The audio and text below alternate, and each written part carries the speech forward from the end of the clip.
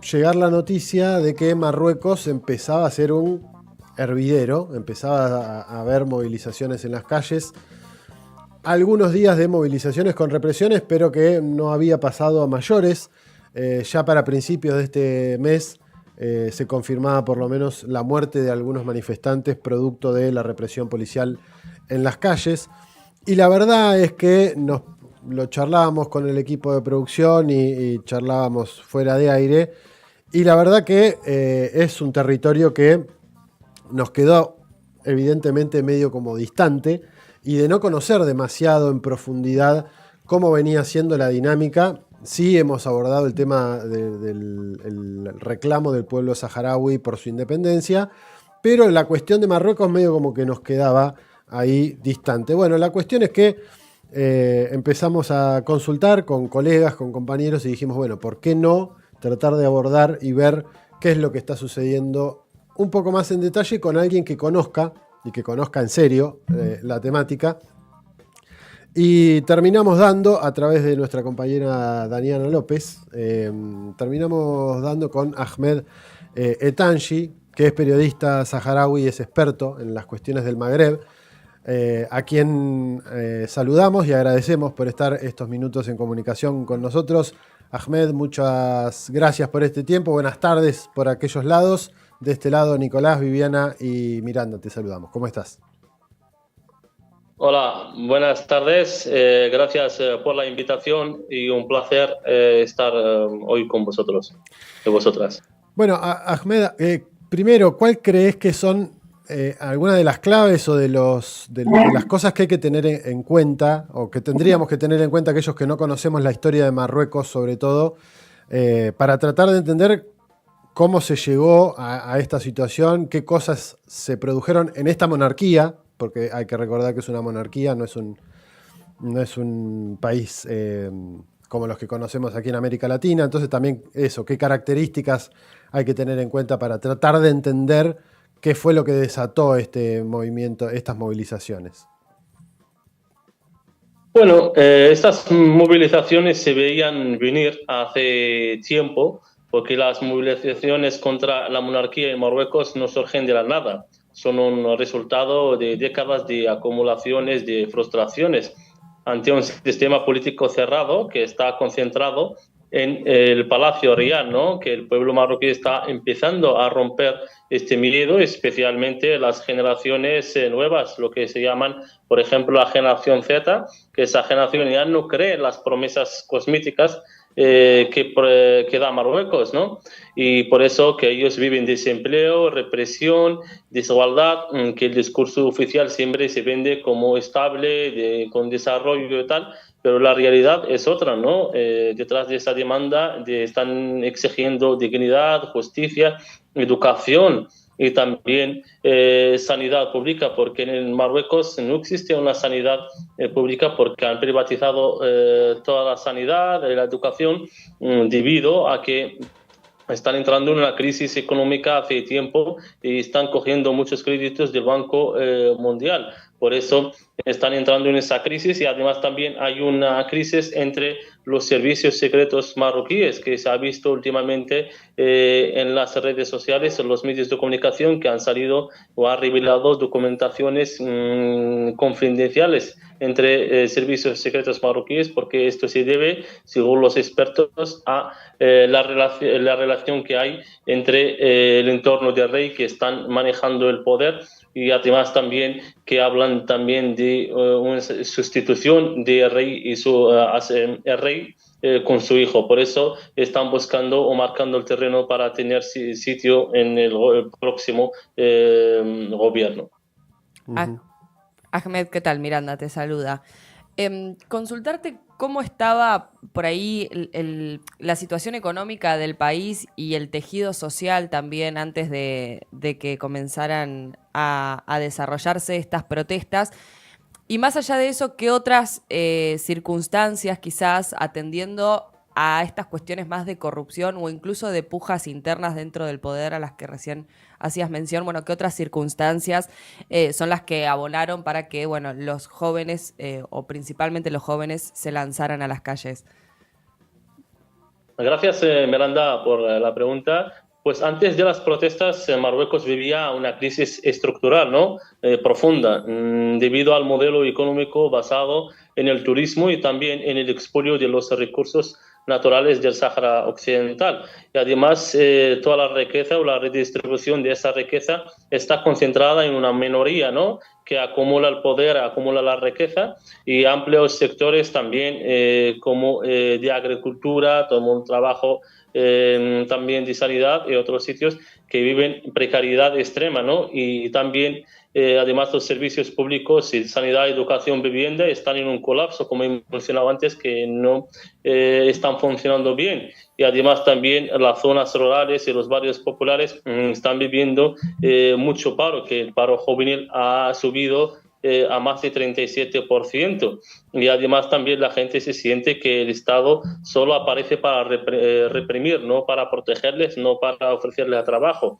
E incluso también en los últimos años, sobre todo en la pandemia, se ha notado que Marruecos, o la mayoría de los trabajadores marroquíes, trabajan en trabajos que no son formales, que no están inscritos en la seguridad social. Más del 60% de las personas que son trabajadores ambulantes o tienen tiendas o comerciantes, pero no están dentro del sistema de la seguridad social. Por eso, cuando llegó la pandemia, la mayoría han quedado sin ningunos recursos para seguir adelante. Pues las circunstancias que se cree que abonaron esas protestas, la represión. Sí,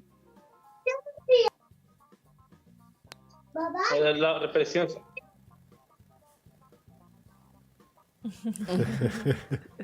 Hay una niña.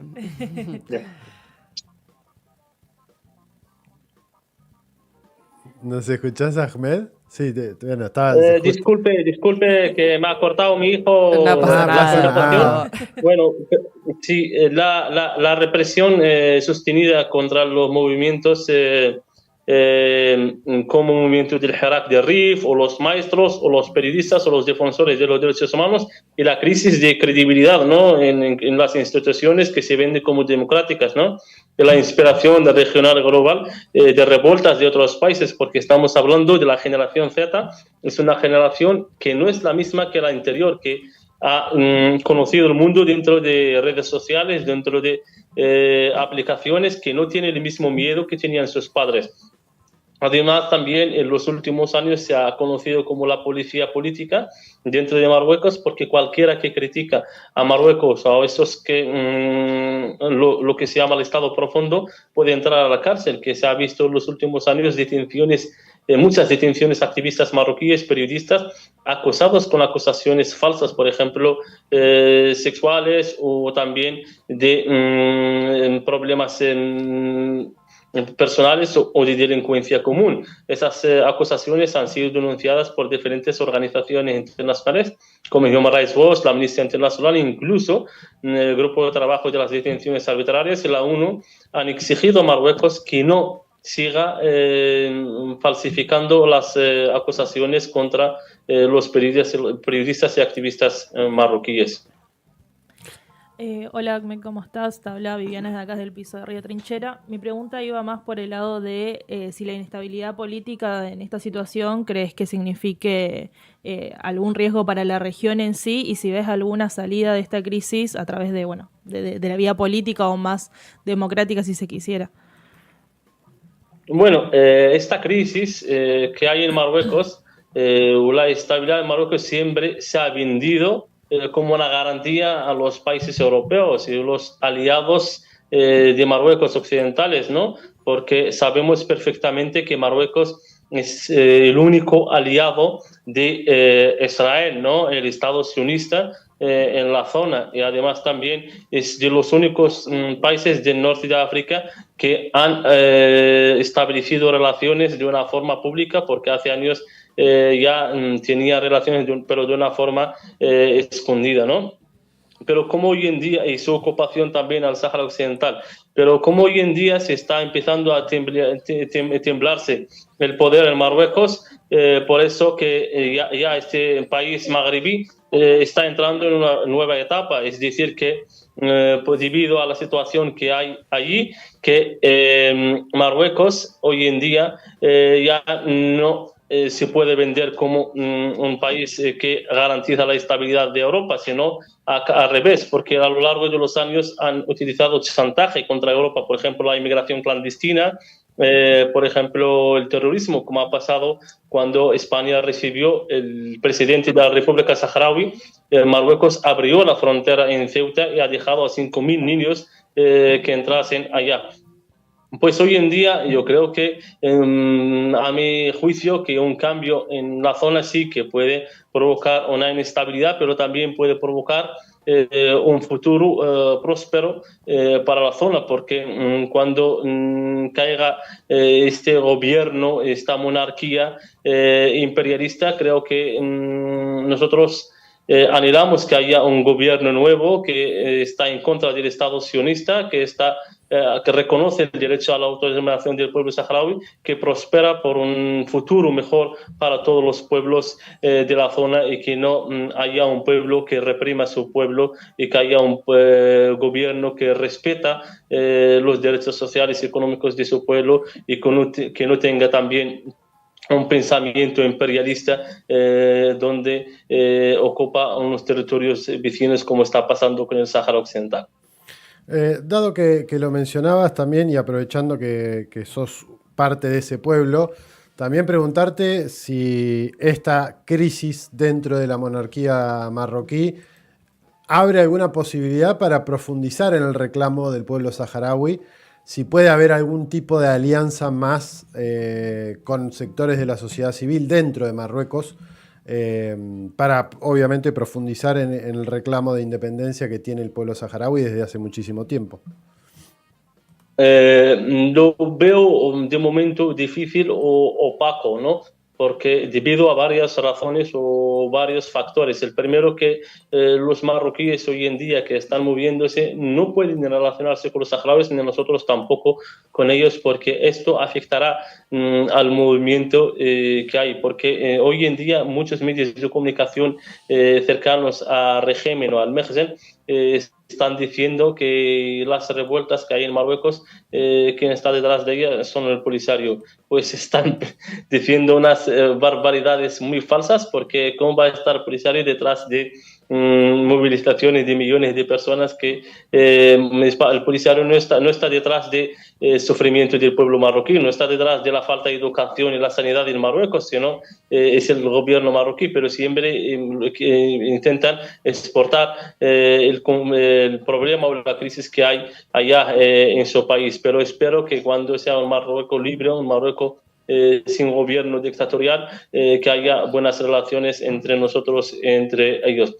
Cabe mencionar también que dentro de Marruecos tenemos algunos aliados, como la Asociación Marroquí de los Derechos Humanos o el partido La Vía Democracia, que es un partido de izquierda que es para Marruecos ilegal, que ellos han sufrido también por sus posturas, por sus apoyos a nuestra causa desde el inicio de la invasión marroquí, como el caso de un activista muy conocido que ha sido detenido estos días en la flotilla, porque es uno de los activistas que han sido los últimos que ha soltado el Estado sionista después de someterle a un gran interrogatorio, porque según los marroquíes, que ha sido sometido a ese interrogatorio porque Marruecos ha exigido a sus aliados sionistas que le sometan a mucho interrogatorio y torturas, porque en varias ocasiones ha declarado que está a favor del derecho a la autodeterminación, porque él dice que como marroquí estoy a favor del derecho internacional y no estoy a favor de que mi Estado que viole el derecho internacional o que ocupe países de vecinos. Ahmed, mencionaste al pasar una región, la región del Rif, que ha sido el epicentro de las protestas, una región quizás históricamente marginada, ¿no? También desde su incorporación ilegal al Estado marroquí. ¿Qué rol está cumpliendo en el marco de estas protestas que se están llevando adelante en el país? Bueno, el Rif ha estado y sigue siendo el corazón simbólico de la resistencia en la región de Marruecos, el Rif, porque desde la lucha que ha llevado Abdelkrim Khattabi hasta el Herak. El Khattabi es el referente de la lucha rifeña que ha creado o ha fundado una república rifeña, ¿no? Después del colonialismo español a la zona. Hasta el Herak, que es un movimiento que se ha hecho en el Rif, donde han salido miles de rifeños para exigir la mejora de la educación y la de sanidad, porque es una zona muy marginada, que no existen allí universidades, no existen hospitales y que tienen muchas muertes de cánceres, porque España en su momento, cuando era la colonia, han hecho unas pruebas de nucleares, y Marruecos les está marginando, ¿no? Y además también además también representa una dignidad y rebelión frente a las injusticias marroquíes, que el Estado marroquí siempre ha intentado sofocar el movimiento con la cárcel y exilio. Tiene muchos activistas que hoy están detenidos y siempre han sido un epicentro de las concentraciones de actividades en Marruecos. Ahmed, bueno, no sé si les quedó alguna pregunta, por lo menos me parece que es interesante como para seguirlo el tema, sobre todo, y para retomarlo en algún otro momento, para profundizar en la charla respecto de la lucha del pueblo saharaui y ver cómo va evolucionando, cómo se puede ir mechando, cómo se puede ir también metiendo la cuña ahí para seguir ganando visibilidad, seguir ganando voluntad popular, incluso dentro de Marruecos, para en algún momento llegar a tener esa independencia que tanto reclaman. Gracias, Ahmed, por estos minutos, por ayudarnos a entender un poquitito mejor cómo están viviendo la situación por aquel lado y qué está pasando.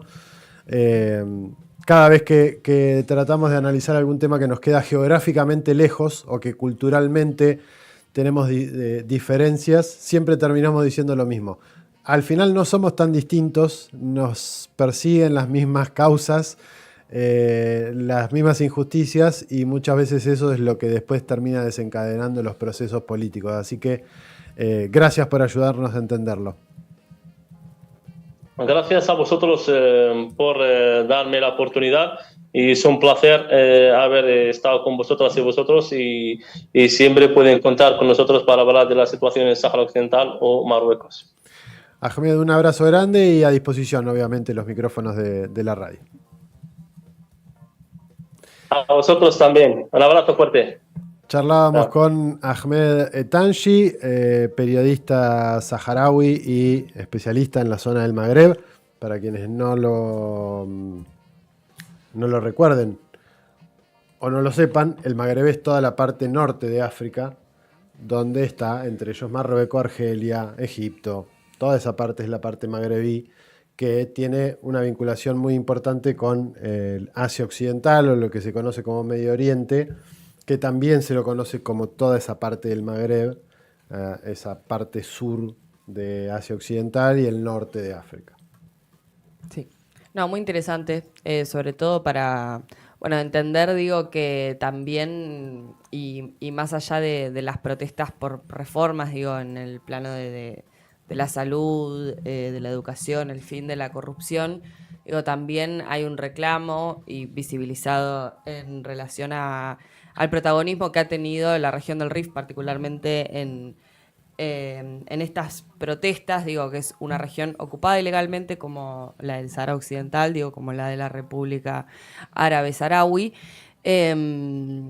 Y lo que plantean las movilizaciones en ese marco, digo, más allá de todos estos reclamos por algunas cuestiones más sociales, también tiene que ver con bueno, ¿no? que Marruecos deje de ocupar estas regiones y que se pueda convertir en un Estado que busque generar incluso relaciones de buena vecindad, ¿no? Y no como ha estado haciendo hasta ahora, digo, recién Ahmed lo relataba muy bien, pero relaciones siempre basadas en el chantaje e incluso el uso de seres humanos en una inmigración ilegal descontrolada para intentar colonizar precisamente las regiones del Rif y el Sáhara.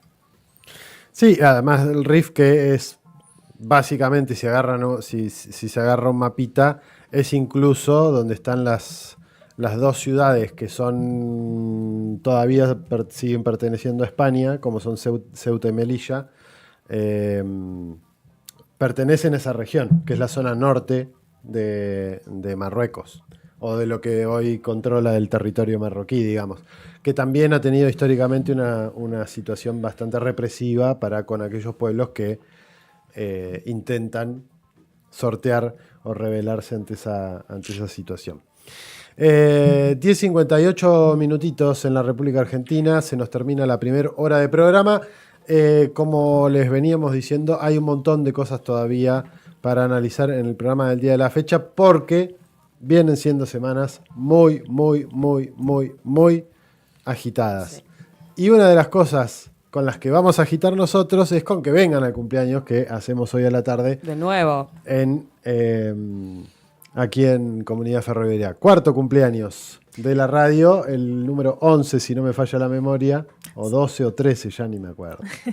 2010-2025. Sobre todo que no se pierdan la radio abierta en la que va a estar participando Cascota a las 7 de la tarde. A partir de las 7, radio abierta, que va a ser transmitida también, obviamente. Tenemos el flyer. Pero vengan a verla acá. Pero acá lo pueden ver en vivo y en directo. Los únicos que pueden verla por acá son las personas que no viven en la Ciudad de La Plata. Todo el resto tiene la obligación de venir al cumpleaños y escucharlo en vivo. Y además de que va a estar Cascote, va a estar, entre otras personas, Ibi Cangaro, que es una colega periodista, que fue la que hizo toda la investigación junto a Mauro Federico, que después se publicó en Argenzuela, tanto en C5N como en Radio 10, sobre los audios de español. Los audios de español, la cuestión de ¿cómo de las coimas del 3% de Andis. Karina. Andis es la sigla. De lo del Andis. Bueno, muchas de las investigaciones que después se publican en Argenzuela, tanto en la radio como en la tele, Ibi es una de las investigadoras que viene tomando la batuta en ese trabajito de hormiga, de tener que ir buscando información, pedir información pública, conectar cosas. Bueno, ella es una de las que va a estar también junto con Cascote en la radio abierta que vamos a estar haciendo. Va a haber compañeros de ARGRA, gremio que nuclea a los fotógrafos y fotógrafas de la República Argentina. Así que va a haber de todo en el programa que vamos a estar haciendo, el programa especial que vamos a estar haciendo en el día de la fecha, en el cumpleaños número 4 de Radio Trinchera. Invitadas, invitados todos, todas y todes, a partir de las 18 horas. 19 horas arranca la radio abierta. 11 de la mañana, tanda, y arrancamos con la segunda hora de programa. Desde Tolosa, en Comunidad Ferroviaria, cavamos trincheras para dar a conocer lo que sucede.